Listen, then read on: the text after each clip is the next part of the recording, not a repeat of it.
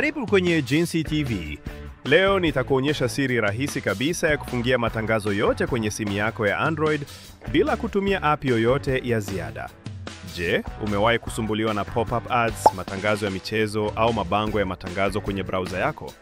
Usijali, kwa sababu leo nitakufundisha njia ya haraka na salama ya kuyazima yote. Hatua ya kwanza. Fungua settings kwenye simu yako ya Android. Kisha, kwenye sehemu ya kutafuta, andika neno Private DNS. Utapelekwa moja kwa moja kwenye ukurasa wa mipangilio ya DNS. Hatua ya pili. Chagua chaguo linalosema Private DNS Provider Hostname. Hapa ndipo tunapoweka siri yetu. Hatua ya tatu. Andika jina hili kwa usahihi: dns.adguard.com.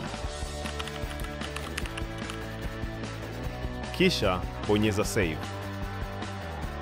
Kuanzia sasa, hutakutana tena na matangazo ya kuudhi kwenye apps, michezo au hata kwenye browser yako.